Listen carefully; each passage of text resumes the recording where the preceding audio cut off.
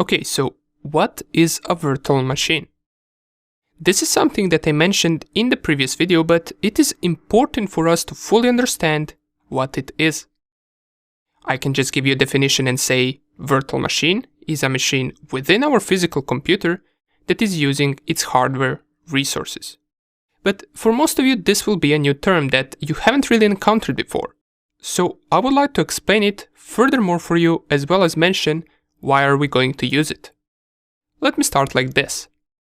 All of us are running an operating system, and 99.9% of us are running one of the three main operating systems.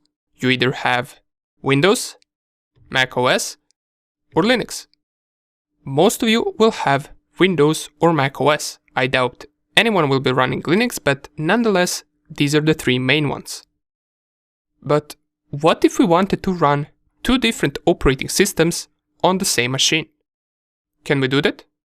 For example, let's say you have Windows installed on your physical machine, but you want to install Linux too. Or even better case, you want to install 5 operating systems running on different virtual machines. Can you do that? You can. How would that work? Well, picture it like this. Imagine these 4 lines representing our computer. And we already know that any computer will have one of the 3 main operating systems: Windows, Mac OS, or Linux. But operating system is not the only thing defining our machine. Our machine also has its computer parts. We have hard disk, processor, RAM memory, motherboard, and many more computer parts that with the operating system make our machine work. These computer parts are also known as hardware. But wait a second, Alexa. Why are you telling us this? Thought this was a lecture on explaining how virtual machines work, and not on hardware components. Well, hang on for just a second. We're slowly getting there. Picture a virtual machine to be this smaller rectangle within our physical machine, which is this larger rectangle. And let's imagine that our physical machine is running Windows operating system. But if you took a look at this course content, you would probably notice that we're going to be doing all of our hacking stuff over Linux. Does that mean that we must delete our Windows and install Linux? Nope. We will install Linux as a virtual machine. And for this machine to work, it will need to have access to our hardware components. What does this mean? Well, since virtual machine will act as a machine of its own, it must have its own computer parts. And what we will do is we're going to borrow our physical machine's CPU power, RAM memory, hard disk memory to our virtual machine so it can run just like our physical machine. In other words, we're splitting the power of our physical machine into 2 different machines, or more, if we decide that we want to create multiple virtual machines. Does that mean that they will be slower since they will be splitting hardware resources? Well, technically yes, but it will not be noticeable for us. However, the more powerful your PC is, more virtual machines it will be able to run effectively.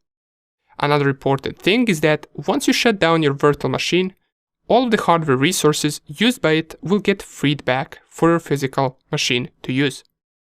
Okay, good, but what are other benefits that we have if we create a virtual machine? Well, since we're hackers and we will be doing a lot of things and running a lot of programs on that virtual machine, we want to make sure that we're doing it first in a safe environment, at least while we learn. The good thing about virtual machines is that if, for example, our machine starts getting some annoying error, or we get locked out of our files, or simply we delete a file that we shouldn't have deleted and it crashes our virtual machine. But what if we, for example, get infected by a malware or virus by accident? Or we simply just install the wrong version of operating system, which we don't need. Don't worry, with 2 clicks, we can delete the entire virtual machine with all of its files and it will have no effect on our physical machine. Then we can proceed to create a new one for as many times as we want. We can also create something called a snapshot, which will allow us to save the current state of a virtual machine, and with it, we can revert it back to that state whenever we want. This could be used if we, for example, run into some errors with our virtual machine. Sounds cool, right? Now that we know how virtual machines work and why are we going to use one, you must be wondering, how can we create a virtual machine? Actually, this is pretty easy. All we need are two things. We need an operating system that we want to install in that virtual machine, and we also need something called virtualization software. Now, what is this?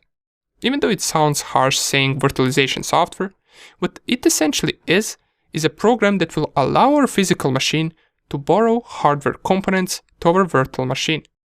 Or we can also define it as a program that will allow us to run multiple operating systems on a single host or a single machine.